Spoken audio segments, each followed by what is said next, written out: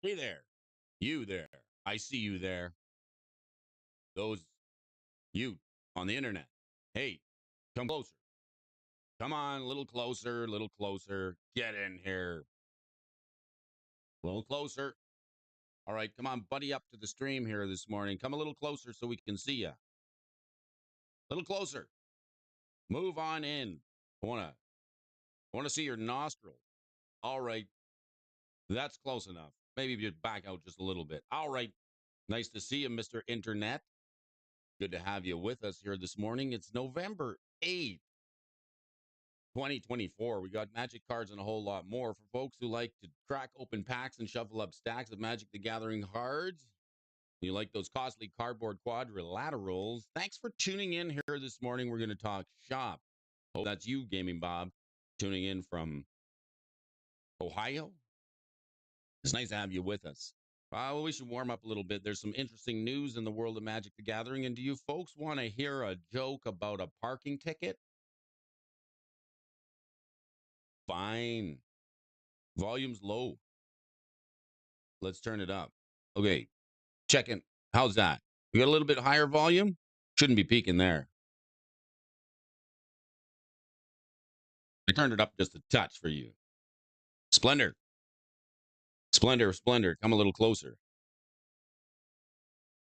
Should have some decent audio here this morning. Let's warm up here. Let's get the stream going. We're going to take a look at some AI generated magic cards. Let me know how the volume is there, Splendor. Is it better now? Oh, it's better. Make sure not peaking and ducking here this morning. Let's get the chops limbered up. For those of you who like Fridays and Mad Cards, we're gonna jump into a little bit of a review here this morning, like we always like to do. Let's take a look at some AI generated magic cards. And for those of you who have been here once before, you know how it works. If the card is playable any way whatsoever, we'll pass it. You'll hear this sound. The sound of the dinger. Is the dinger coming in loud and clear? Excessive dinging here this morning. All right. There we go. Excessive dinging this morning on the approved cards. And if the card has got gibberish on it any way whatsoever, and it's not a magic card, you'll probably hear this sound. Maybe if the coach is in the house, we'll hit that one 2 or 3 times. But some of these AI magic cards just don't cut the mustard. All right. All right, let's go. Let's warm up here this morning. Let's take a look before we get into some news articles here this morning. We're going to take a look at some AI generated magic cards and see what we can see. We got this one here. What's new with you, Cardboard Splendor? It's nice to have you with us. Did you get your secret layer? That's the question. A lot of folks didn't get any secret layer. They're left without. Did you pre-order the Marvel Universes Beyond? Trophos, the Din Druid. Could be a Dino Druid anyway. All right, we got Profos, the Din Druid. This one's 4/4 for 1 green and 3. Legendary Elf Warrior. All right, Eternalize for 2 green, a white, and 1. Put a +1/+1 counter on target creature. And then for 4, we can tap, remove a 1/1 counter from a creature. You could control to draw a card. This thing's gas, man. This thing's gas in the tank on a Friday. How do you evaluate this? We're going to say this is just a fair. So Eternalize, you can flip it. We like to flip it. Remove a +1/+1 counter. I like the art on this. This is kind of a throwback to the Amon Cat set, isn't it? All right, straight up mountain. Nothing wrong with this one. Basic land, mountain. Does it tap for red? Yeah, it's got the right mana symbol on it. Little mountain men here for all you mountain men joining us from the north here. The mountain. Basic land, that seems fine. Nothing wrong with this one. It's pretty good art on it. I do say so myself. What about this one? Sword of the Pathway Clue Stone. It's a green bean. Sword of the Pathway Clue Stone costs you a green and 5, and it's a 3/3 that taps the copy target spell unless its controller pays 2. Kind of like a Ristic, right? Ristic Sword of the Pathway. These are actually getting not too bad. Like this one seems playable. Doesn't seem too bad. A bit of a Ristic Zombie Knight. So a 3/3 copier on a stick. I think we can handle that. I'll pass that. That seems fine. It's not overpowered. I think it's just fair. very fairly fair, if you ask me. What about what else we got here? Time for Bloom. Well, this one's quite some interesting. Will Creature.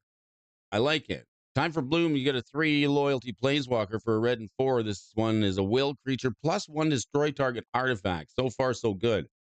-2 is you may return target creature card from your graveyard to your hand. You may return target artifact from your graveyard to your hand. So creature or artifact from graveyard to hand. And then a -9, venture into the dungeon. Seems a lot to get into the dungeon. Sack a creature, destroy all legendary creatures. Not too pretty bad. Okay, we'll pass it. Seems fine. Time for Boom. This Will Creature. Will it be the creature we love? Fair OP. I'm going to say is fair. Just a fair magic card. River Constrictor. Goblin Shaman. There's no shame in this one. You get a 4/3 with haste for 2 red and 2, and it's going to make your goblin spells cost 1 less to cast. Good morning, Superbacker. Nice to have you with us, Mr. Michael S. Hot Dice is in the house. Good to have you with me here this morning. Thanks for joining us. We're just warming up. Brody's warming up the chops here this morning. Got some interesting news and articles for you. I want to do some discussion. I'd like to hear from you folks. The River Constrictor will have to hit a pass on this is gas for your goblin deck. All right, Infectious Expert. Oh my goodness. This one's got a creepy little I don't know what this blobby dude is, but it's a slug. All right, this one's for you, Doug. Doug and the Slugs. This costs you a green, a black, and 1 for this Golgari. 3 loyalty planeswalker slug at the beginning of each player's upkeep. That player has no cards. If that player has no cards in hand, that player loses 4 life. No good, no good morning to me, Brody. What's wrong, Bob? Tell me. Lean in here. What's wrong? This is a good time to go live. East Coast setting into work. It's early, Brody. Yeah, it's a little early. I like the early streams, especially on a Friday. Really kind of gets my motor running. What do you think of the slug there? This legendary planeswalker, I think, is missing. I think it's missing some important points here. Actually, why don't we get the chat going here this morning? I could just put in a little extra effort and get the chat box going.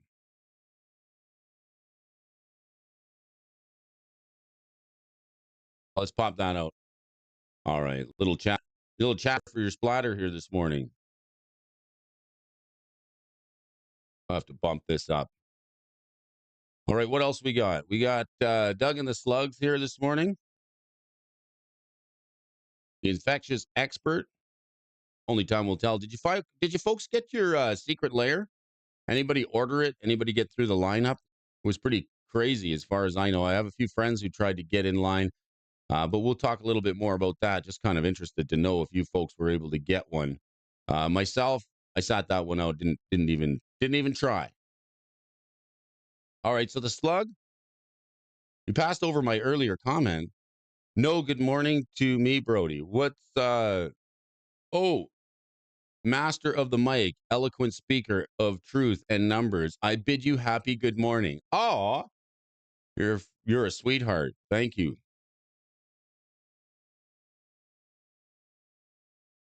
Thank you.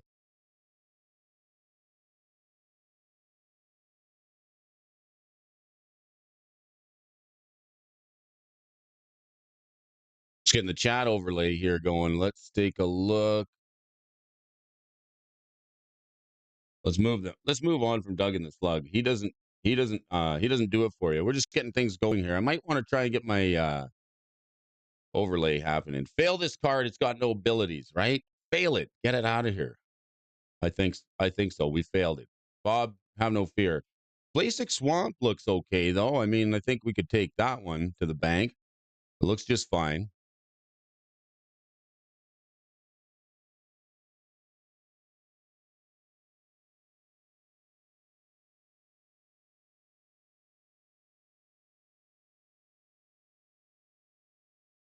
Basic Swamp seems okay. Yeah, Swamp is dank. Let's pass the Swamp. We can't really mess with just the basic lands, right? All right, this one's okay. Let's pass it. Let's keep going here. What about Pull the Night? Pull for the Night? Here's your poll for the night, boys. What do we got here? This one's a sorcery card with bolster 16. This one's bolstered up here this morning. A red and 1 for the pull of the night. Bolster 16, as long as there are 5 or more creatures that enter the battlefield under your control this turn, you may pay a black rather than pay this spell's mana cost. Destroy each creature with power 4 or greater. Ugh, this one's going to be a tough one to evaluate. Simply speaking, it is free. It's free if you have creatures enter the battlefield, but it's not good because it blows your stuff up. So you can play it for free, but if you do so, it's going to blow your stuff up. So that's not really a good thing. What are we going to do with this one? Sorry, Bolster, you got to go. Bob says no. I hate you. Let's fail it. All right, fail it. Fail the pull of the night. Might as well. Oh, so eloquently speaking here this morning, Brody. All right, what else we got? Clove. This one is good for season up your recipe here this morning. Do you guys want to hear a joke about a parking ticket? Fine. This is a clove and it's a fine card. It costs 1 red and 2. It's an enchantment that says discard a card and put a +1/+1 counter on target creature, then mold a creature card. If you do, destroy target non-basic land. This one's got to go too. It's not good. This one here, we don't have mold. It's not ability. Mold isn't. What is mold in context of this card? I can't do it. It's got to be a new ability for these AI generated magic cards. It's the only thing I can think of. Keywords. It's a keyword mechanic on it. All right, and what else we got? Mold's got to go. Or the clove's got to go. The mold got to go. The Blade War Kintrod. Excuse me, Angel Warrior. This one's whenever a creature enters the battlefield, you lose 10 life. Oh, until stuffed Angel Warrior. This is terrible. Good morning, TCG dude. Nice to have you with us here this morning. How are you folks doing? We're checking out some AI-generated magic cards. Brody's getting his chops warmed up here, just so you can enjoy the sweet, sweet sounds of the Blade War Kindred. We're gonna fail this one. Seems bad. Whenever a creature enters the battlefield, you lose 10 life. 2 creatures. This thing will kill you. Kill you. Kill you. And one more, maybe just basic island. All right, that's a good one just to pull out on. This one seems fine. A nice basic island. I love it. Seems pretty decent. All right. Nice to have you with us here this morning. The folks are in the stream. You know what I mean? It's good to have you with us on a Friday where we get to talk about prices of magic cards, some news, and we'll get into some articles about the Marvel Universe's Beyond secret layer drop that just happened. I want to hear from you. Did you get your secret layer drop? A lot of people waited in the lineup. This is Alphonso even said, how long is the lineup? I said, I don't know. Well, let's jump in and see how long it was. I think it was a couple hours later, and it still didn't move. I checked the group chat with my bros in the play group. They had been waiting for hours. And then when they finally did get to check out the items that they wanted, I think the foil versions were all sold out. So they went back to add something else to the cart, and that was sold out too. So a lot of disappointment. I posted some controversial stuff on the X, and yes, that's the best place to post your controversial gobbledygook because that's where all the crap happens. I said, screw print to demand, right? Screw print to demand. A lot of folks think that it should be print to demand. I say screw it. Don't print it to demand because it's a collectible, right? It's a CCG, right? TCG, dude. What's the C stand for in TCG? It stands for collectible. So if it's print to demand, that means everybody gets a copy and there's no shortage of copies to go around. But if it was a limited run, then it makes it a little bit more collectible, except I have a little bit of a problem that it's available direct to consumers through the website rather than giving local game stores a chance to give an exclusive product to players alike. So we're not doing any favors to the game store, except, hey, the bearded one, secret layer sucks. Yeah, a lot of stuff that sucks out there, and Secret Lair could be one of them. Uh, if you've recently tried to get one, I'm actually with you on not print to demand, but they do need to improve removing bots from buying Secret Lair drops. That's a good point. I didn't even try. If it's not print to demand, you won't catch me sheeping about it.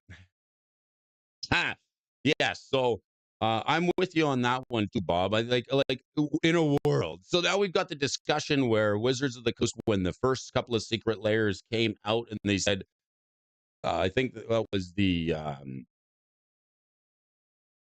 didn't even watch the show. What the heck is the name? The Grateful Dead, The Walking Dead. That's right, The Walking Dead. There's some cards in The Walking Dead, one of the early secret layers, and I remember because a buddy of mine, Garen Jotter, got the Walking Dead secret layer, and there's a creature in there that you can only get in the secret layer. And it's got some mechanics on it that aren't available in any other versions of a card. So it was an exclusive creature with an exclusive mechanic. And a lot of people said, well, hey, if I can't get this in just a regular pack and I have to buy the secret layer, then it's like the only people that it's like the secret layer reserve list, super secret reserve list. So at that point in time, a lot of players spoke up and they said, hey, if you're going to make card mechanics and print them exclusively on secret layer, you got to print it to demand so that everybody can get it. Otherwise, there's only going to be a few people that get to play with that card that has its special mechanic and a specialty set. And Wizards came out and said, okay, we won't do that anymore. Our bad. We're gonna stop that. We're gonna just go ahead, print them all to demand. And then a couple of years later, yeah, they were. I think the first layers were actually time gated. They were print to demand, but only had a 24-hour window to purchase. Yeah, I remember that because we did a bunch of secret layer reviews. I like reviewing the secret layers to see if there's any value in there. The secret layer cards versus the printing that are currently available. So a lot of people got a little upset with the unique game mechanics that were printed on some of the secret layers, and then they time gated them. They tried that, and then they went to print to demand, and then we dropped out. Oh my goodness, how many secret layers did we get in the last 2 years? We got so many blooming secret layers. It's not a secret anymore, right? I think it's a misnomer, right? So what do we call it? Secret layer? We're just going to call it the just regular layer, I guess. What's that? It's like jumbo shrimp. That's right. It's the opposite. It's not secret anymore. Yes. It's an oxymoron. Thank you. So the oxymoron of the secret layer is well, maybe it's akin to the oxymorons that are running the show over there. If I had to guess there are probably 500 plus secret layers by now. Right? Isn't that an oxymoron? It's not a secret layer. It was kind of cute at the beginning. I was like, "Oh, secret layer. Yeah, maybe we'll get one of those a year and you'll have to tune in." And now it's like another set release. It's almost like drip feed. You got all your sets and then the secret layer woven in between. But they did a weird reprints in the list slots. The whole thing is crazy. For real. Bob, I believe so. That was more reasonable. Right? So now people waited in line to try and get this Marvel Super Drop. Let's still look at an article here from MTG Insider. It's a good one. I'm going to head on over, check out the Insider. If you haven't checked out his stuff yet, I recommend you do it.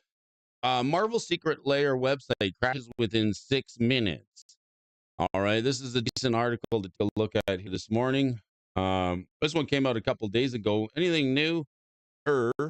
New-ish news. This is your Magic the Gathering news here this morning.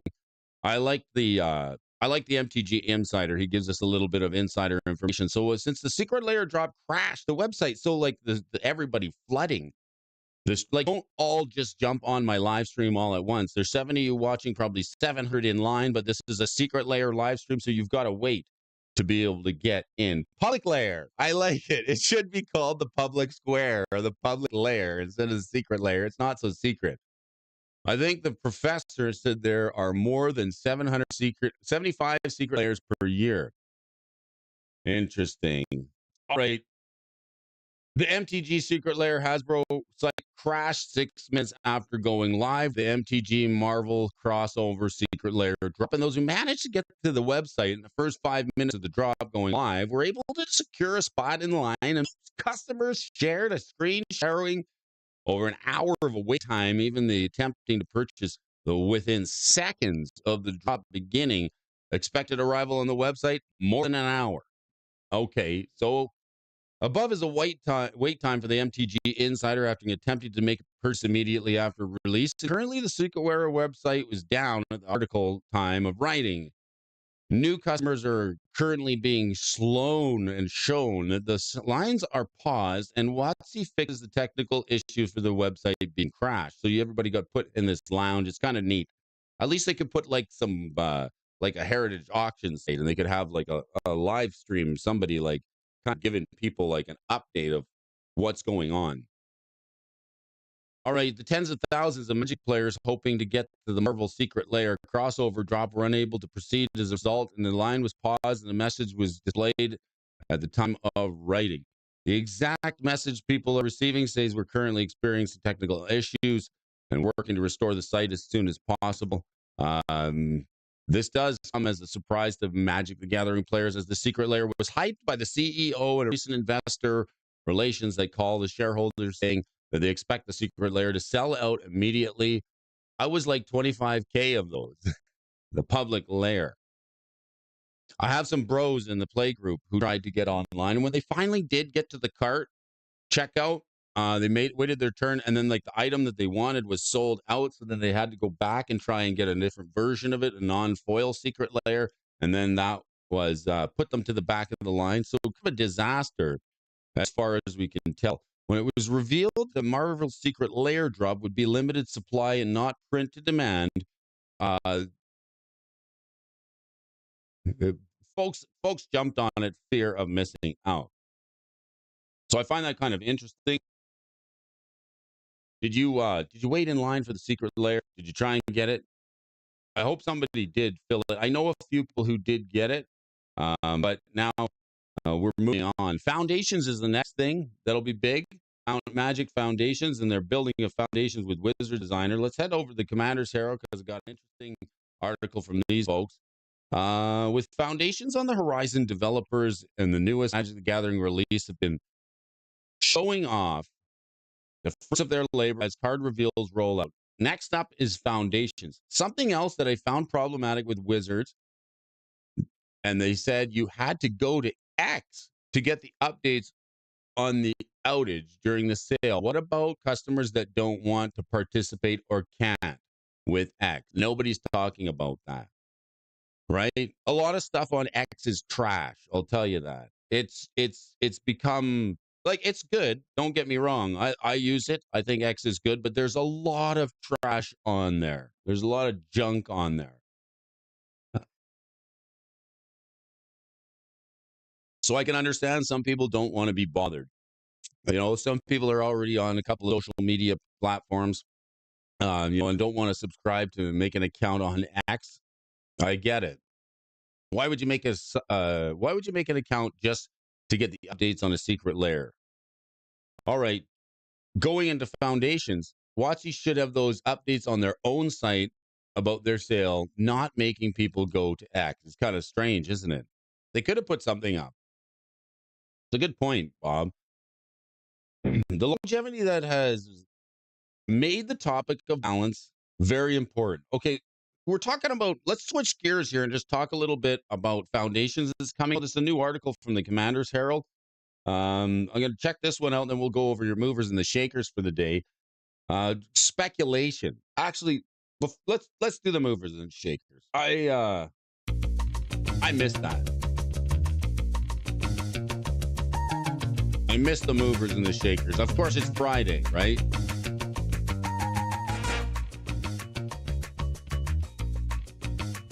I'm going to recap here today for you folks on the most movingest and groovingest cards in the world of Magic the Gathering. We've got some interesting ones here on the all list. Some of the big boys are moving here. Top of the list, we got the Black Lotus. A couple beta cards, like the Yamde Tome. This one's up 56% for the Unlimited Lotus. That one's getting to be quite popular. Holy smokes. I did see somebody, like, there's some good stuff on X and there's some junk on it. I saw somebody open a random repack over at MTG 30, and they did pull a Black Lotus, so that was kind of nice to see somebody getting one of those. What else we got here? Top of the pile, Yamde Tome, an old school card. Lots of celebrating on X. Yeah, is it celebrating, or is it like, is some of it just classless trolloping? You know, here I should just put a bathing suit on and stand out there in some political gear and call myself an activist. There's like so much low effort junk that happens out there. Or John Day Tome, the Goblin King, Never Rule Disc. This one's up on the list here today. Hypnotic Spectre, City of Brass, all this old black ordered alpha beta with some iconic cards. And even the original City of Brass is up to $591. The Library of Alexandria, Morning Sunshine, is also topping the list. Monic Horde, this is the card that we used to play all the time. And the finale of Revelation. It's a good time for collectibles. Yeah, and another thing that I found is interesting is watch the crypto markets. Watch the crypto markets, folks.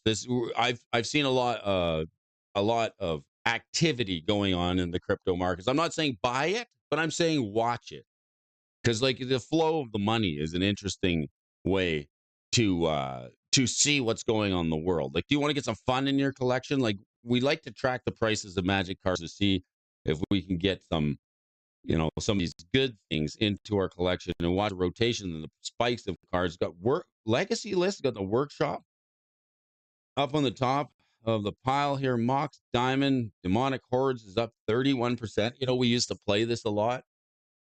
Oh, I am. Benson, how you doing, B? Nice to have you with us. It's a healthy morning stream. I like it. Let's take a look at the Demonic Hordes. This was an interesting. This looks like a bunch of protesters here. The Demonic Hordes. I'm probably going to make a significant move into crypto soon. We'll be careful with that. A lot of folks are saying that the 2025 quarter should be a good one. More likely towards the end of 2025 and 2026, are we going to see a turn in the market and a better economic situation for the working man, the people who actually work for a living, people who get out there and do real work. It's funny because a lot of people, like, I had some comments on X. They're like, "Oh, Brody, you're just a little YouTuber with 400 videos and 300 subscribers." I don't care. I do this for fun. It's a hobby. I have a life outside of YouTubing. Like, this is not like an income stream. This is not something that like I depend on making it. Like, I've already cracked this. I've already cracked the code. And I don't need the YouTube social media success to define the channel and to define myself. I don't really care. So, like, look at the Demonic Horde. I used to play this one. This is good in a mono black deck, and especially a devotion deck. A 5/5. Folks used to play this. With Instill Energy. I have a French beta near mint Demonic Horde. What's it called in French? Les Hordes Démoniques? Crypto and Wall Street are going to go through the roof. I'm with you, Brody, 100% on YouTube as a hobby. Yeah. Right? It's totally a hobby. Read, the world is over. Market surge. Yeah. It's going to be interesting, though, isn't it? There's a lot going on out in the world here today. This week has been a wild one. You used to play this with a card like Instill Energy. So check a look at this card. Good in mono black. It's a 5/5. These are demons, right? You can almost have these guys waving some flags downtown, and they would look just like some of the stuff you see on social media. Tap to destroy a land. What? This is incredible. A creature that just taps to destroy a land. You got to pay 3 black during your upkeep, or the hordes become tapped and you lose a land of your opponent's choice. I like the flavor text on this because it's super relevant in the new age of Magic the Gathering, because it calls back to Dominaria. Created to destroy Dominaria, the demons can sometimes be bent to more focused purpose. Ed is here. Good morning, Ed. Bro D, my man, my brother from the north of the wall. Thanks, buddy. Nice to have you with us. Crackening Games, workers showed out. You're awesome, bro. Hang loose. Thanks. Thanks. I appreciate it. Let's keep it real, right? Okay. You used to play this with a card like Instill Energy because that was like the only option that actually kind of made this good. You could nerf a couple of lands in one turn. It's also 5/5. This one here, enchant creature can attack as low as has haste, and then you get to untap the creature once each turn an additional time. This was such a cool. Like I really liked playing Golgari when I was just starting out with Magic the Gathering. I really liked the Golgari colors. They were really fun. The green black combo it made for some interesting plays. The cards like Dark Heart of the Wood, Instill Energy, Royal Assassin, lots of really good stuff. You still got to play Giant Growth Fog and Spitting Slug and a few others. But this was a card that worked well with the Demonic Hordes if you wanted to blow up your opponent's lands. It's arguable like a 5/5. You weren't usually swinging with it. You were going to try and blow up your opponent's board. So it's interesting to see that. Here's a card that I'm excited about. These two, Field of Dreams and Exploration. Disclaimer, disclaimer. This one's reserved list. And speaking of the reserve list, there's a new motion going around in our play group. And I want to get your opinion on this. Proxies. Some folks say proxies, no. Some say yes. The Game Peace Army has been defeated. Yes, the Game Peace Army. Speaking of proxies, this one's reserve list. Official tournaments. There is no actual commander sanctioned tournaments. It's the event organizers who decide the rules to tournament play for commander.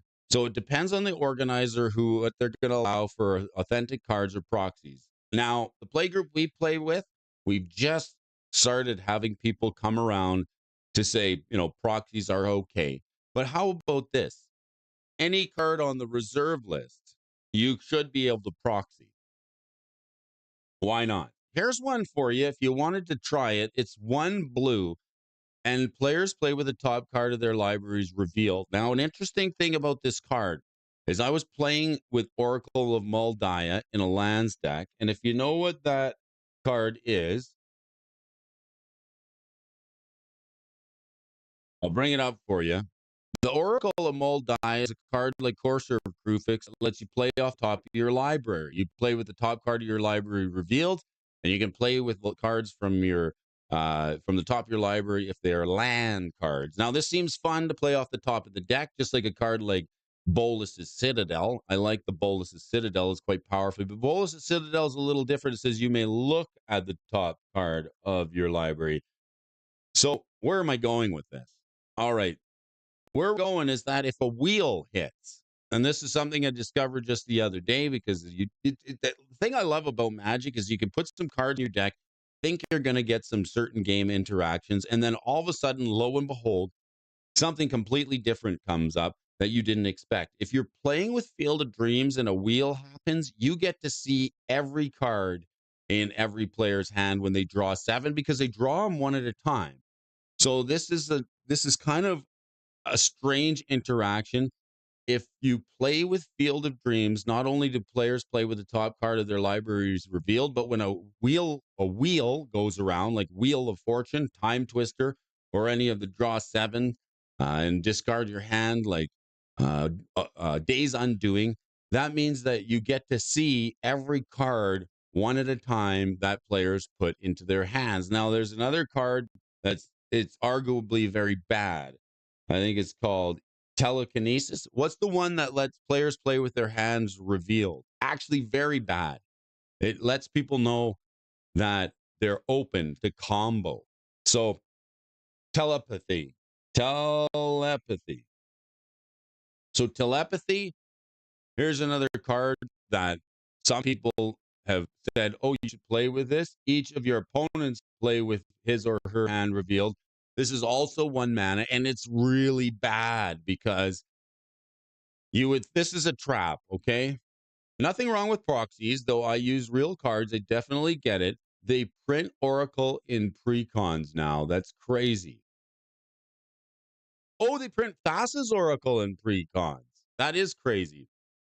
All right, so a card like Telepathy that makes your opponents play with their hand reveal, it's actually pretty bad because what this signals to the table is that you're open to go off and combo and nobody can stop you because people can look around the table and say, hey, I've got a win condition in my hand. I've got the Thassa's Oracle and I'm ready to go off. I can look at opponents' hands and see if anybody could stop me.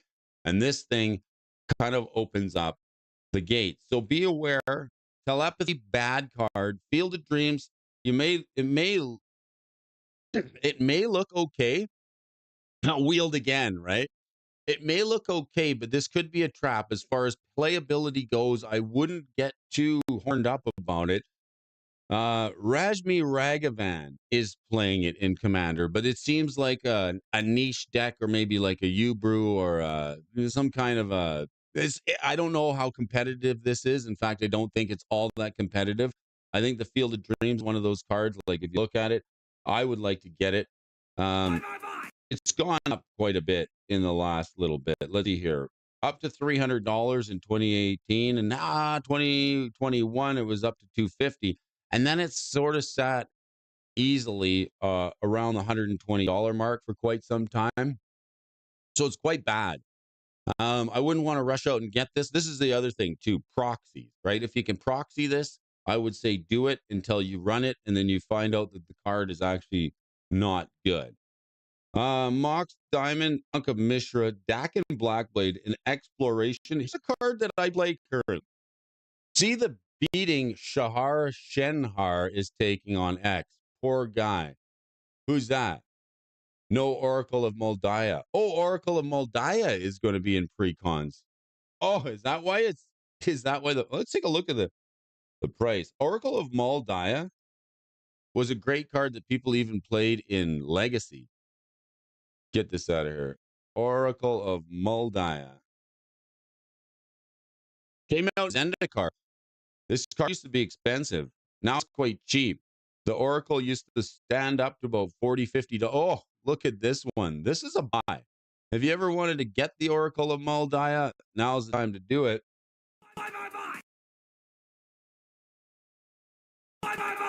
This one's, I'm 25K of those two. 2013, 2014 world champ. Oh, really? Shahar Shenar. It'll probably get worse. I'll have to check it out there, Benson. There's just a lot of stuff that I can't like even tolerate on X. It's just I have to call it out. It's just like such crap. Like you know, I don't have time for that all the time. All right, the Oracle of Moldiah, the Elf Shaman, actually kind of cute because elves are getting some real support now in Magic the Gathering. This might be a decent card to play with. Plenty of versions come out. We got the Double Masters. Actually, this one's not too bad. Double Masters version is kind of like that one. Jumpstart also. This card was up to $50. The Zendikar foil was the one you wanted, and it was almost. I think that one was close to 100 at one point in time. Let's take a look. $150. So this card's taken a pounding over the last little bit.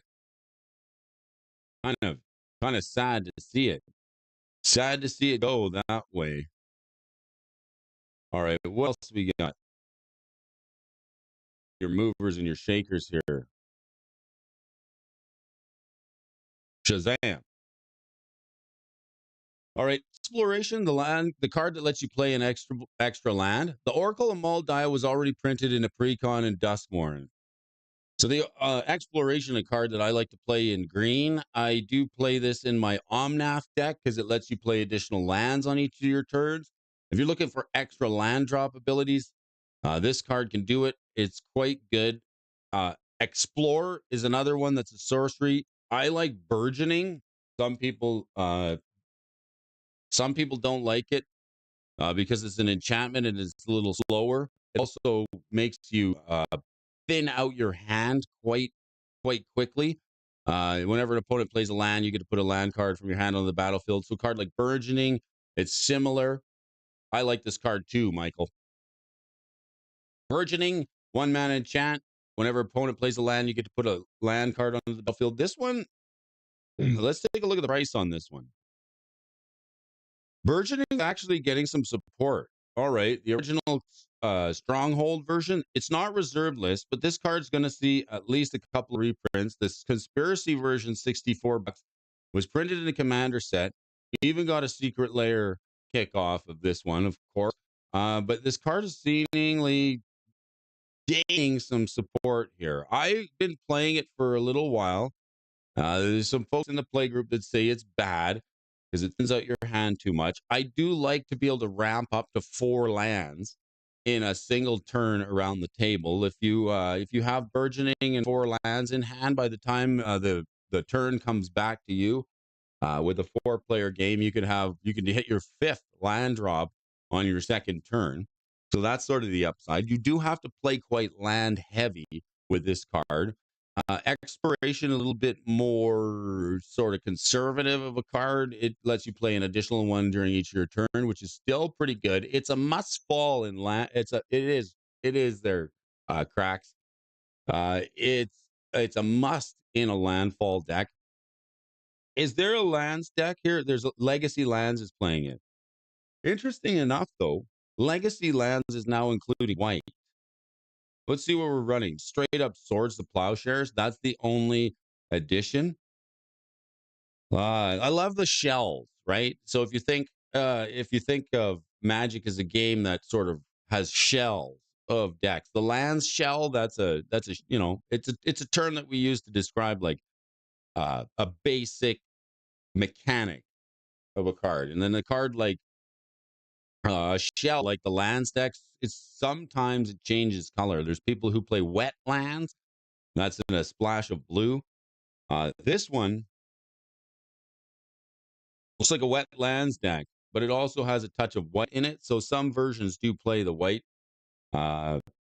Swords Plowshares, sort of the only white cut in here. So there's a case to be made for a card like Periphery Nodes or Drop of Honey if you can't have it. I pulled a bunch of explorations out of a Dominaria Mastered. I had to buy them. I did. I had to buy it because it didn't open any. So Exploration, a great card. I love the boats on it. Brian Snowdy art. This is probably my favorite art for the Exploration. There is another couple of, I don't have this one. I've got this one, the Conspiracy one, the cheaper one. $22. Also reprinted in double masters. Benson says, when you get a moment, let's look at the starfish in Magic. Get ready for SpongeBob. Okay. Yeah. Oh, SpongeBob. Where's the starfish? Okay. Which ones? Sigil Starfish. Good spec there, Benson. I like it. With the SpongeBob set coming out, is Starfish going to get a push? You got the Sigil Starfish. Which one? Oi, SpongeBob. I know. Oh, I just get so sick of I get so sick of like this. We're getting a SpongeBob secret layer next. Okay, so much like here's another card. Dan Dan. Can I spell it? Dan Dan? I think Dan Dan is just straight up Dan Dan. Let's take a look at the Dan Dan card. This card it costs money. It's $2.24 for a common. But look at the Arabian Nights version. It's $15. The 5th or 6th edition is actually quite expensive.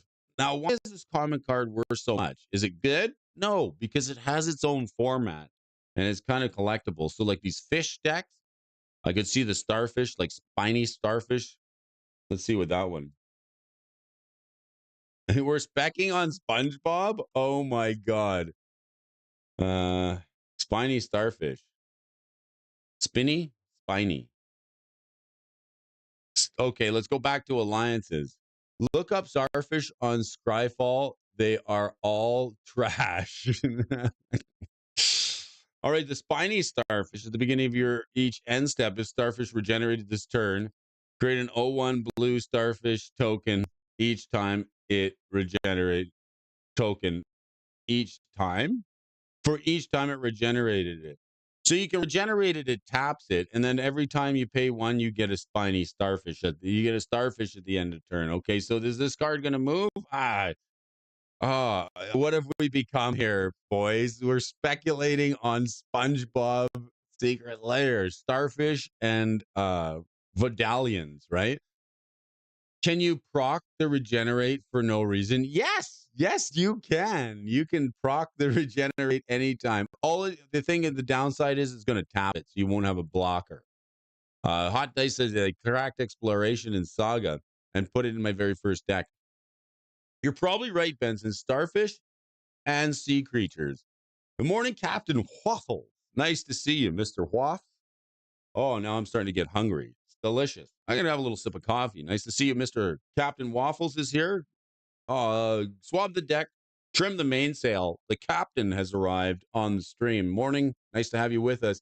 Dan Dan is its own game, too. It is. So we're gonna digress to speculating on Starfish, Magic the Gathering cards, with the advent of the Secret Lair for the SpongeBob. Oh, that could be pretty tough. Nice to have you with us. If you like tracking the prices of Magic cards, and if you like collecting costly cardboard quadrilaterals, this is a show for you. I got a news article here, one from Corey Williams. It should be a pretty good one. Corey's a hell of a writer. Taking a look at the modern times for Foundation that's going to come out. So, will any reprints from Foundations affect modern? Let's ask that question and take a look. All right, Corey says, with Foundations on the horizon, it's an exciting time for Magic, and not only because the long-awaited return of the functional core sets, but we're also the long overdue return of this is a big news. Manufacturers suggested retail price. The financial implications of some of the events from the past few weeks are still evolving each day, but the preview season of Foundations coming to an end. We can at least take some time to look at some of the most notable reprints hitting the shelves and packs in the upcoming week. So let's dive in. Lathril, the Blade of Elves. This one's getting a reprint. It's a quintessential go-to elf tribal and commander. Let's see. Those of you who don't know it, let's refresh here. Now check out Sponge Creatures, right? Oh, it could even be a boat. What about boats? Skeleton ship, all the boats, right?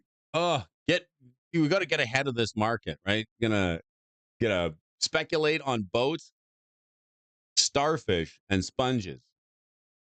SpongeBob MTG hurts my brain. All right, Minache. This is a Golgari elf, black and green, and it's got menace. And when Lathril, Blade of the Elves, deals combat damage to player, you create that many 1/1 elf warrior creature tokens. Tap it, and tap 10 untapped elves you control, and each opponent leaves 10 life, and you gain 10 life. So this thing can do 40 points of life loss on a single activation. Holy smokes. Not too pretty bad. It's coming to Foundations and it has some interesting implications. Namely, its ability is now to be slotted into modern decks, which have access to a vast of card pool as ever for elves and friends of elves. The question is whether Lathril will help push elves out of the fringe of competition. At the very least, the market looks optimistic about Lathril's viability in a 60 card format as per its acute upward price trend over the last few weeks. It's easy to see why this card, like Disciple of Freyalise and the Priest of Titania, are coming to modern, but I could urge with caution even to these additions. The Golgari Elves deck in modern are still few and far between, and the pilots ambitious enough to run these decks through competitive events, the data doesn't support that they're viable as a meta deck. Lathril is fun. Elves with a rocket launcher. Yeah.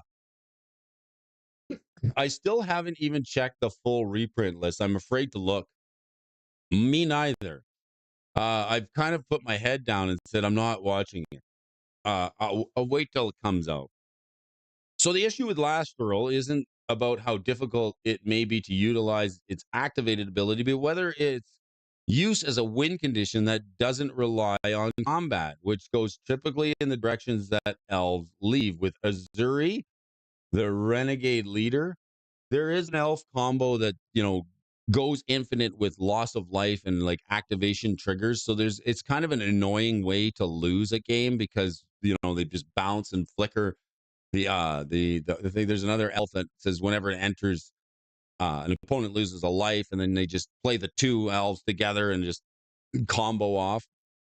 It's being the most telegraphed win condition of the deck. Lathrel's activated ability goes against this by requiring you to tap your elves, and rather than attack with them to cause a massive amount of life loss. With this in mind, what Lathrel really does is offer an alternate to Azuri.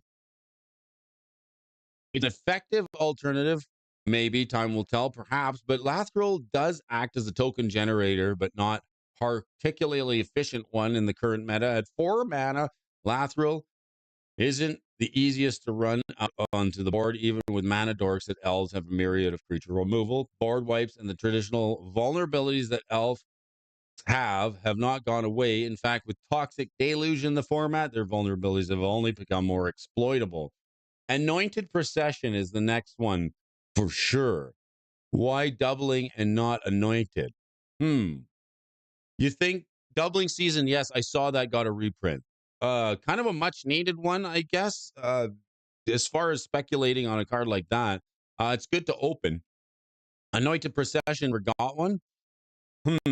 Okay, with this in mind, Lathrel does offer an alternate win condition. And unlike Merfolk, the only really competitive tribal deck in the format of Modern, elves lack stack interaction and rely on building a dense board state of creatures to secure the win through combat damage most of the time. Lathrel doesn't make elves faster, nor does it offer an appealing alternative win condition that circumvents the weakness of this archetype. But is this to say, well, the optimism of this card's potential in Modern may be driving some demand for it, and people who brew or incorporate it into their brews doubt that she'll move the needle of price considerably on the viability of elves in meta. Azuri is sick. Crater Hoof is a big finisher. And in that deck, I use Eldrazi Monument in my elves deck too. Interesting. Yes, doubling season got printed twice in 2 years, and we still haven't got another Anointed Procession. MTG Gaming Boss says, I just got off the phone with my managed fund investor. It scares me that I have to keep correcting him on my account. What are you correcting? Elf ball, right? I call it elf ball. Elf balls? Yes, we got a buddy who plays it, and he calls it elf ball as well. It's a ball that just kind of gets rolling, and then it gets out of control real fast. Here's another reprint from Foundations, The Authority of the Consoles. This card was about $10, and it was quite expensive.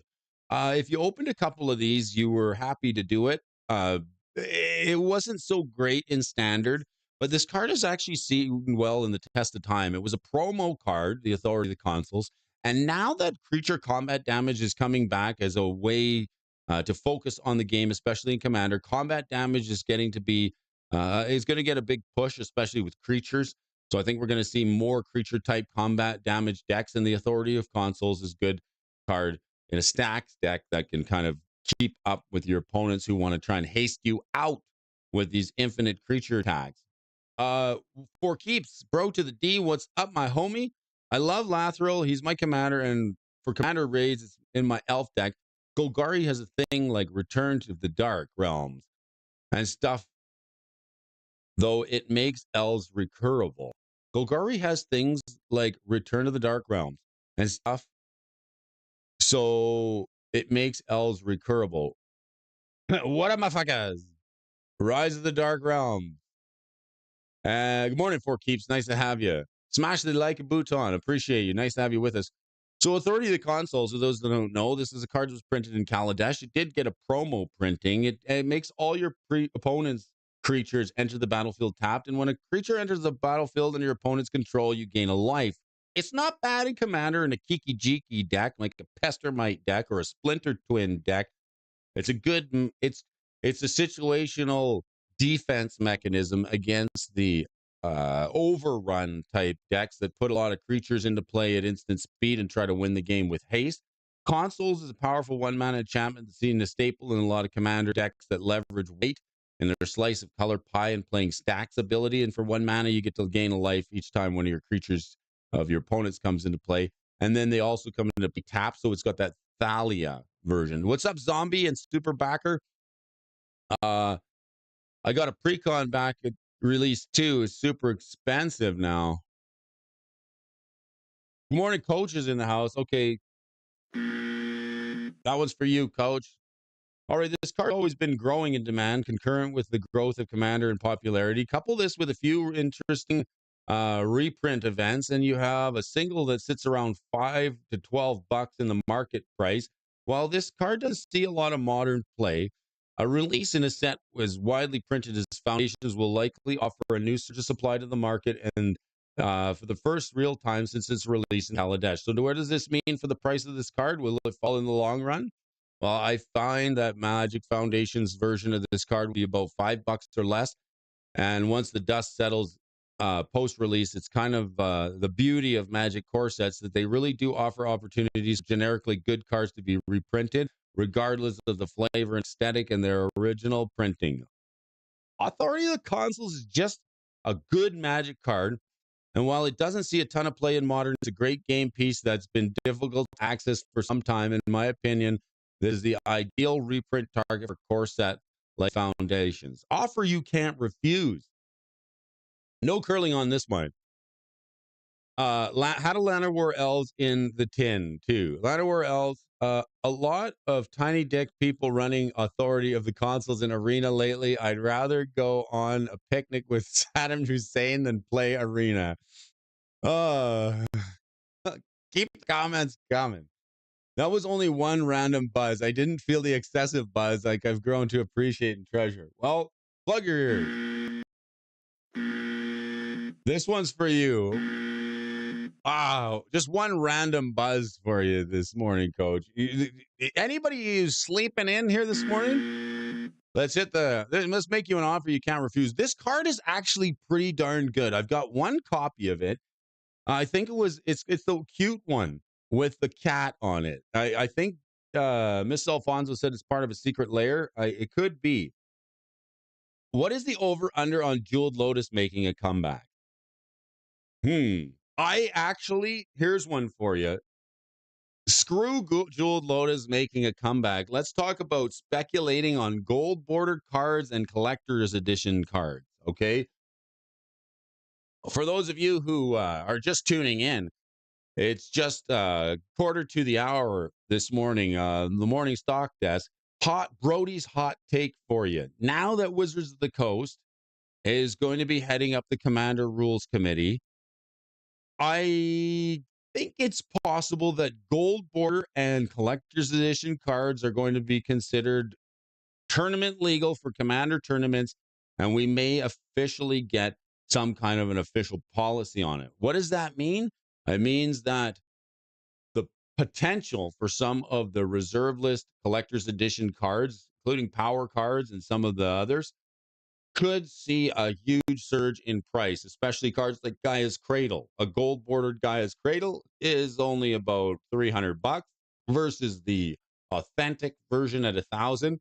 It could mean if we ever get that is the angle that I am dangling.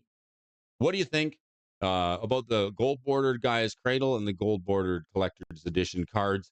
If we get a ruling from the Wizards of the Coast new Commander Games Committee that those cards are going to be considered like tournament legal, if the future holds a official policy on gold bordered and collector's edition cards, that could be a place where you could go. Well, let me know what you think.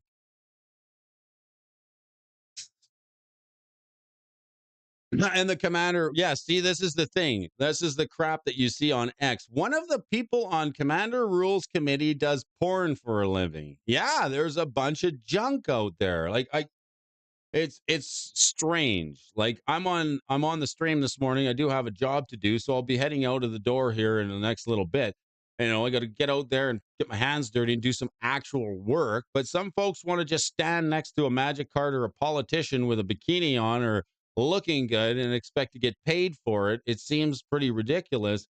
Um, Crackening Game says one of them that stepped down was a nonce too. What I'm gonna have to look that up. What's a nonce? Somebody stepped down already? I just put offer you can't refuse in Zenaya. Wow, 300. Damn, I think I paid $40 for mine. For the collector's edition Gaia's Cradle, yeah, let's take a look here. Gaia. How do you spell it? It's just Gaia's Cradle. I want to take a look at the gold border. Here's a promo World Championship decks. This one, $156 US. So yeah, in Canada that's about 300 because our economy sucks and we don't like to do anything that makes money up here. We like to print money and make everybody go broke. This one is $156. The foil version, you don't even want to know what that's worth. $3,000. And then so now it's a speculation. If we ever get an official ruling on a card like this, the gold border version, I think it would be quite tasty.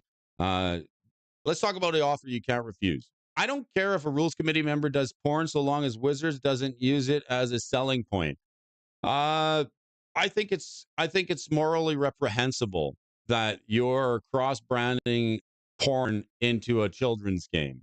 I I I think if you're using Magic the Gathering to gain and attract viewers and then drive them to your personal site where that's what you do, I think it's morally reprehensible and people should talk about it. That's what I think.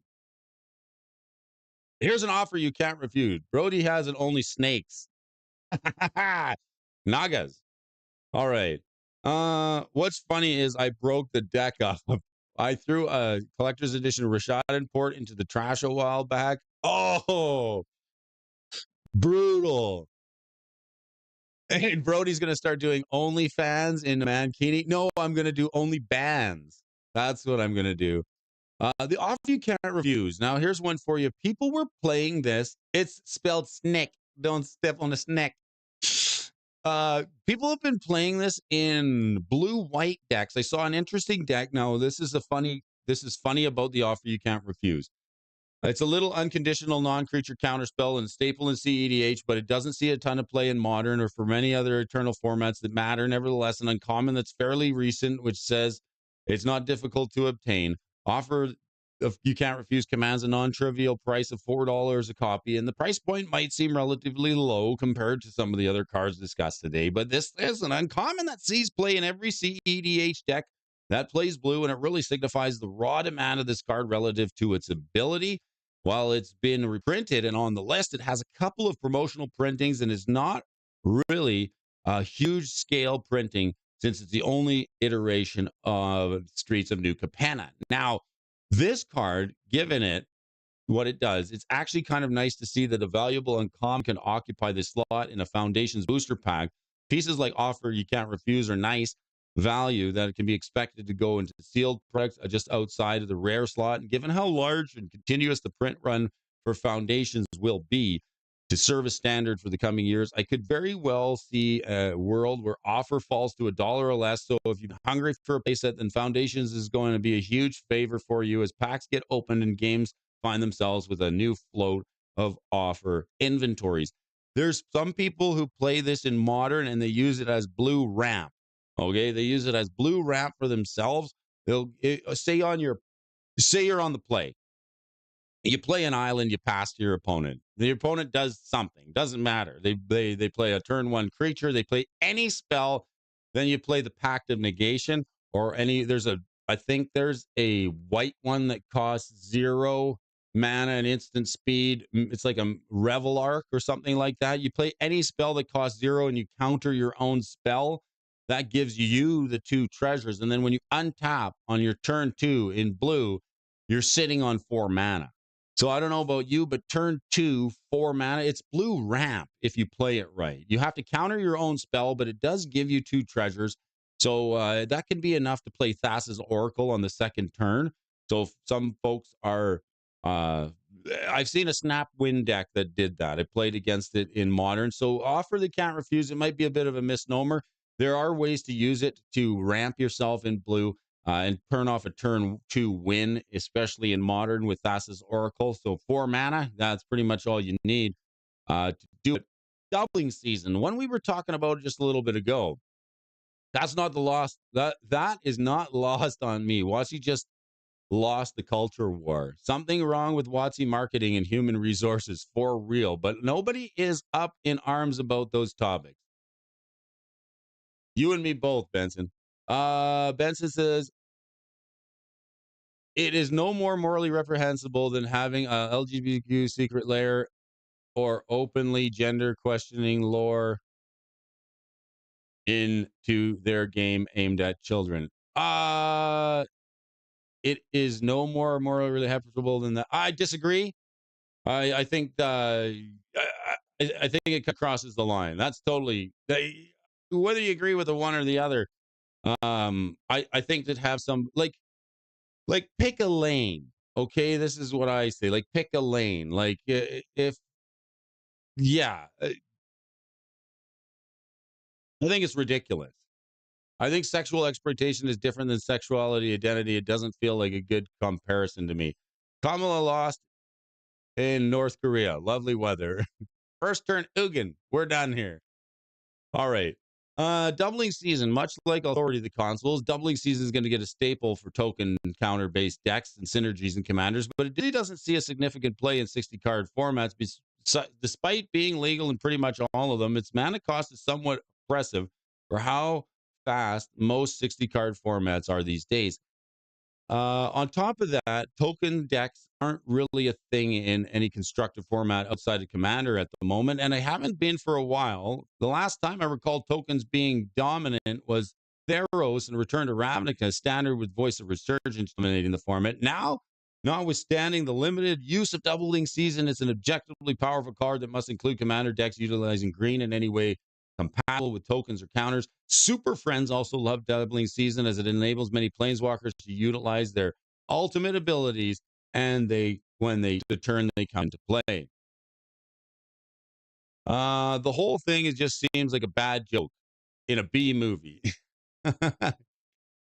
uh All right, for a long time, Doubling Season was around $50 a card. We had its significant reprint opportunities in Battle Bond for Double Masters and Commander Masters, and it really hasn't found its way into a non-premium high print run set such as the original release back in Ravnica, which would be considered a low print run by today's standards. And as such, Foundation represents the first time a real Doubling Season has found itself reprinted in a way that can meaningfully impact the market, and fully expect the market to be dramatically impacted by this reprint.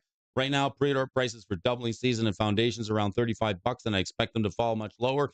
With that in mind, I see Doubling Season as a settling point of $20 once it's all said and done, and the secondary market soon absorbs the stock of the Doubling Season. Overall, the landscape for Magic feels like it's returning to a familiar area where core sets and anchored to the standard Modern for years and allowed for a common, accessible, and modernly powerful card pool to regularly pull from for building a deck. Cards set also to opportunities for reprints that might otherwise be thematically difficult to justify at a traditional expansion set. I know I'm using some antiquated language here, but there's no theme or aesthetic associated with core sets.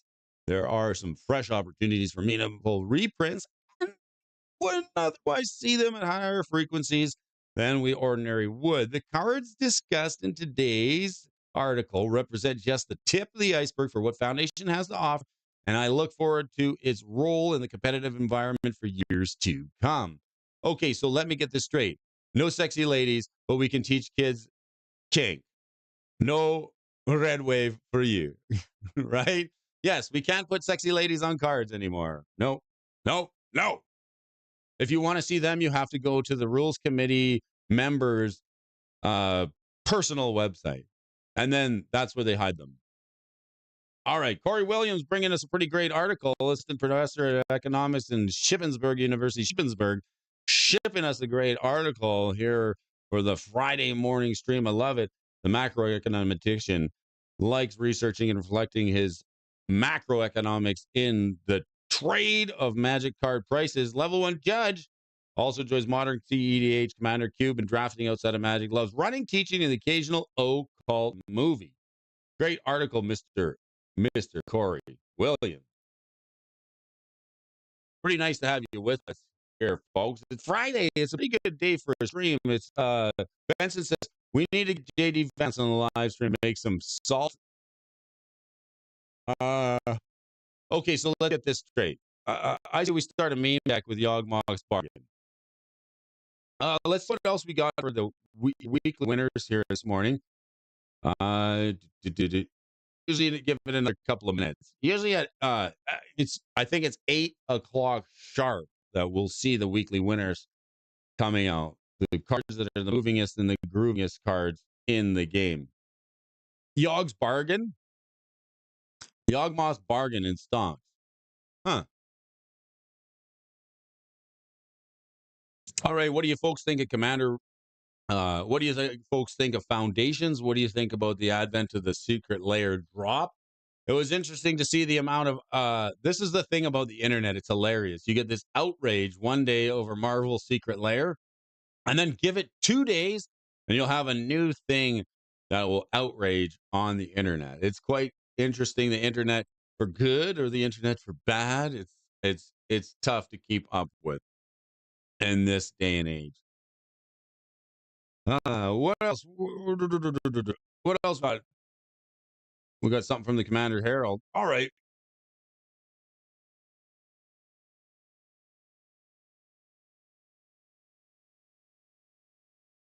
Looks like Chad. Foundations is cool. I just wish they didn't put a Commander reprints in it. Huh. So we got Solum Simulacrum, Niv Mizzet Visionary. This is another Niv card, right? Commander singles. So Sad Robot. We got another version of this. It looks like a Chad. What else we got? Shaun of the Flame Shaper. Another printing of Tiny Bones. I think that's a reprint. Or is this just another Tiny Bones altogether? Each opponent discards a card, activated as a sorcery. What else we got? Zur Asher, the Lich Lord, Herald of Eternal Dawn. We got Bloodthirsty Conqueror and Sire of Seven Deaths. This is a hilarious card. The 7 mana. First strike, vigilance, menace, trample, reach, lifelink, ward, pay 7 life. 7. This is the lucky 7. Magnificent 7. I think the Tron decks are going to love this. Whenever an opponent loses life, you gain that much life. Bloodthirsty Conqueror. Is this a new card? It's got to be. Foundation set review. This is like got an infinite loop printed right on it. It's like a sanguine bond. This is going to be a 2-card combo for sure.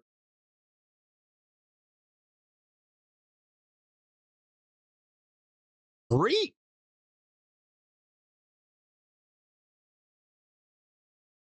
Foundation set review. What else we got? Foundation. Of course, we're getting another print. A Sol Ring, Command Tower, the Arcane Signet. Yes. What do we know? Twin Flame Tyrant. All right.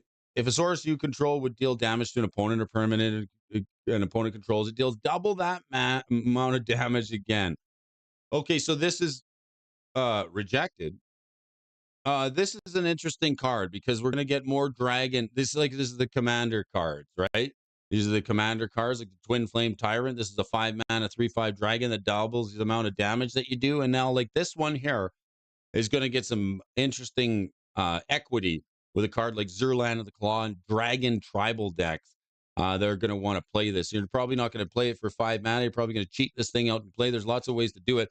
Michael Superbacker says, Benson, are you really moving? I did hear it in the news, Brody, that in 2025, Canada is actually lowering the amount of immigration in the country to 20%, and it will be harder to get visas. Let's see. We'll believe it when we see it. Canada ended its automatic 10-year tourist visa. That's interesting. I didn't know there was like an automatic one. 10-year tourists. Yeah. Well, I guess the funny thing about that, Michael, is I went out and get some Indian food the other day, and I spoke to the fella who, and I love Indian food. Like that's one of my favorite things to eat. I can't eat it every day, but I like it every month or so. And I got a favorite spot that I like to go to. And I know the guy who runs the place, and he's a great Indian guy. So I see what's all going on in Toronto.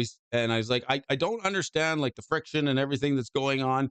Can you explain? Can I ask you a personal question? Like, what's your take on that? And he says to me, he goes, the system that we have here, like, it's not prepared for all these people. It's like too much too fast. They need jobs, they need places to stay, and they need like things to do. And like, there's not enough of that. That's what he said. That was his opinion. It was interesting to see it. So lots of young folks coming over. Yeah. Uh, the thing is, I think is funny is like all the celebrities that say they were going to move to Canada. Like Canada's full. We have enough craziness here as it is. So like, be on the lookout for I think Lady Gaga says she's going to move to Canada. Too late to say no. Just like the UK. All right, we got Twin Flame Tyrant. There's an interesting card. Is that a straight to commander? The One Ring? No, we didn't get a reprint in there. Workwood Bats. Whenever you sacrifice a token, each opponent loses a life. All right. Alicia, who laughs at fate. Ah, yes. Yeah, the world's getting really weird, hey? It's a weird, weird world we're living in. I just want to see if we got our weekly winners out. Yes. Yes. Yes. Ha All right, it's time for my favorite part of the day when we get to discuss weekly winners. For just in time for Friday Night Magic, these are the cards that will be the talk of the town tonight. All right, just in time for F&M. And if you can't bring a friend to Magic, bring a friend to Brody's. All are welcome here. This is the place where you get to move and groove, and you can share your thoughts and opinions. Everyone is welcome here to join us. I love varying opinions. If we all agreed on everything, then boy, would the world be a completely boring place. Like, at least if you can like disagree, you're gonna have some excitement. Nevertheless, let's get to this. This is my favorite time, and I love the Friday show because we get to do the weekly winners, and this one comes courtesy of the stock deck. For any of you who have not already got yourself a premium membership to MTG Stock, you can use the affiliate link. Go bring Brody. All right. Like every week, just in time for Friday night, let's tell you the cards are going to be the talk of the town that come across this week. The first one is Naeth of the Dire Hut. This card's up 198% here this week. Dire Hut has seen quite the price spike in the last week.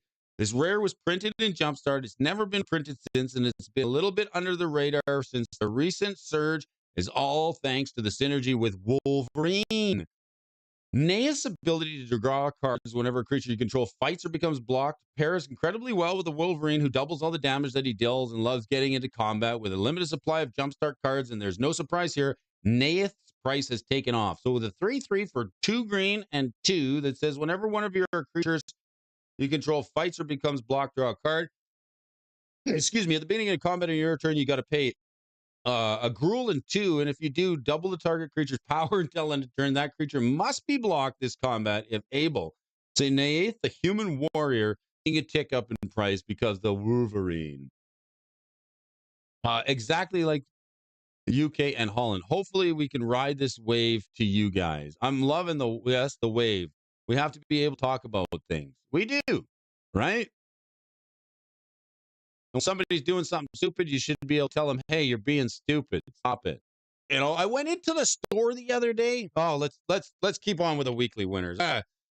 So the Dire has seen a price spike this week, never been reprinted. It's been a bit of under the radar. Wolverine doubles the damage. All right, what do we got? Xenagos, the god of the Revels, and Ulvenwald Tracker. This was interesting because it had the fight bear card on it. I let me see here. Let's see, just straight up fight. I think that's the card. Fight to the death. Really epic punch. What's the original fight card? I know it's got this bear on it. I would love to hear you pick your pick for the card of the week, Brody. I have money to buy one card that's under $100. Ooh, all right. I'll tell you what the card of the week is. This one.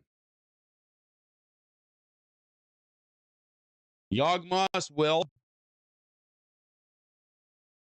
We're talking the gold border Yawgmoth's Will. Okay? This is my pick of the week.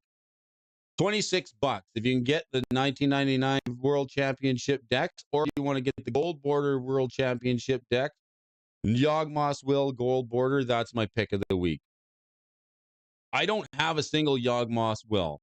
Right now, the budget for Magic is kind of low, and I ain't going to be able to pay $160 for a single card. The Judge Foil is $557, but I would like to get just a shuffleable, playable copy of this card. I think the $27 or the $49 is not a bad place to start. This card is good and it's playable. I don't think any play group would have a problem with you casting this. It's not a proxy, it's an official printing, but this sort of goes with my earlier comment where I think that eventually we're going to get some rulings on some of these gold bordered and collector's edition cards to say, yes, they should be considered tournament legal. So that's my pick for you for the week, Michael. It's a tough one. It's a tough one. All right. Wolverine's bound to be the commander of some aggressive decks, and it just pushing up Naeus price. Xenagos, the god of revels, also seem to be slowly moving up. For instance, that can also double creature's power and toughness. While the Ulvenwald Tracker's price is a bit up and down lately, it does seem to be rebounding again. It's up and down like a pair of pants. If you want to play this deck, perhaps this is a good time to pick it up, a copy before others do. And another card that fits in the same category this week is the thickest in the thicket. Who's got the thickest one in the thicket? All right, crickets. I hear nothing but crickets because I'm the thickest in the thicket. When thicket enters the battlefield, put a X11 counter on target creature where X is the target creature's power. Old Thicky. Oh my goodness. There's a card I didn't even know existed. At the beginning of your end step, draw 2 cards if you control a creature with the greatest power or tied for the greatest power. All right. Tracker's price is a bit up and down. Another card that fits in the category that spiked this week is up to $550. So if you want to get some thickness, have that in my bulk. All right. Tempt with Bunnies. Here's a $6 card. It's up 106%. And an interesting spike this week is Tempt with Bunnies. This 3-mana sorcery lets you draw a card for each rabbit. And each draw a card and create a 1/1 rabbit, and this will give you all your opponents the choice to do the same. If they do, they get to draw another card and make another critter for each of them who does. At worst, this is card draw and makes creatures, but you probably hope your opponents can't resist drawing a card themselves. Tempt with Bunnies. Okay, so it's a sorcery for a white and 2. Draw a card and create a 1/1 rabbit creature token. Then each opponent may draw a card and create a rabbit token. For each opponent who does, you draw a card and you create a rabbit token. This thing seems fun, especially in multiplayer. This is like the juice. I think everybody at the table is going to say, don't draw the card, because then they get 4, right? All right, Combal, the Profiteering Mayor. Whenever one or more tokens is into the battlefield under control, for each of them, create a tap token that's a copy of it. This triggers only once each turn. And whenever one or more tokens enter the battlefield under your control, each opponent loses 1 life and you gain a life. Tear Apart. This creature enters the battlefield, create a number of 1/1 white rabbit tokens equal to the number of other creatures you control named Heir Apparent. And a deck can have any number of Heir Apparent cards. So this is another one of those relentless rats type of cards, or the persistent petitioners. That would be nice. All right. The reason for the spike kind of hard to pinpoint. Not too long ago, the card would be brought for less than $2, and that may just have been too low to begin with, making it an understated card. Obviously, when you for your opponent's value, you want to profit from it, and that's why you'd see this card show up in decks on the combat profiteering here. For instance, the more plausible reason why Heir Apparent has been previewed for the upcoming Foundations card is the 2/2 rat that makes 1/1 white bunnies. Is more importantly, there can be any number of copies of it in your deck, drawing more cards, and thus linking the Heir Apparent can get you a big army of rabbits. Of course, tempt with bunnies would be a logical inclusion of all rabbit tribal decks. There's a plenty of new commanders out there to create the type in Bloomborough. Speaking about Bloomborough, keep in mind this set's already becoming old news. New sets are coming out, and people will stop opening these Bloomborough packs, adding fewer cards to supply, then we need to look around either cards from Bloomborough. You can notice an uptrend, and for more of them, probably for this reason, supply is drying up, moving up in the prices. Hivvis of the Scale. Interestingly enough, this one and Zerland of the Claw are probably going to see some price action. These are a couple of Mirage cards that have been spiking up in price, and this one was on Brody's bottom 10 at least a year ago. A card that was under $1 or $2. Now it's up 100% with the advent of the foundation sets coming out. We haven't talked about Hivvis in a while, but for the last time we spoke on it was 2022 when it made the bottom 10. It jumped to around $20 right before the Double Masters 2020 release. It had several Dragon reprints, and people may have been anticipating a strange surge of the card's popularity. It kind of feels like this time it's not really that different. It's just 1 week from the foundation set will be released, and it's, well, find several dragons as well as some new dragons like Niv Mizzet, the Visionary, and Twin Flame Tyrant. We talked about the Twin Flame Tyrant. That's the one that's going to double the power and then double the damage that your creatures do. So Hivvis of the Scale. Another one I would pay attention to is Zeralan of the Claw. That's the one that can ramp dragons out of your deck. It might be enough to get the Twin Flame onto the table, enough to swing for Lether with your other dudes, but it's the only foundation that may lead to a surge in play for dragons. Since we do not know, since we also know that we'll be returning to Darkir in a dragon set coming up that'll release in 2025, not a lot is known about it, but that price can mean mostly one thing: more dragons support. And this could indeed potentially lead to people having renewed interest in Hivvis of the Scale. A counter card that can take your opponent's dragons. It remains to be seen if it's actually a good move, but since it's on the reserve list, the needle has to stay moving. Cheap pickups. Here's a good card. Michael Superbacker, if you want to pick up a cheap card that's good and playable, is the Lotus Cobra. I've run into this in a lands deck. It's a must include in a landfall deck or a deck that ramps and makes a lot of mana. The Lotus Cobra has been bottoming down in price and moving up. It's about $5. It could be considered a really good cheap pickup. And the Stonefort Mystic is also another one. So keep this one on your radar. It's never been lower. $17 moving down with the Wandering Empire, about $9. This one's a little more money than I would like to spend on, especially in a card for Kamigawa. And thanks to Arjun from the stock desk, making us our winningest list of cards that have been moving. Thank you so much for hooking us up with the MTG Premium membership, as well as writing the weekly winners that we love so much.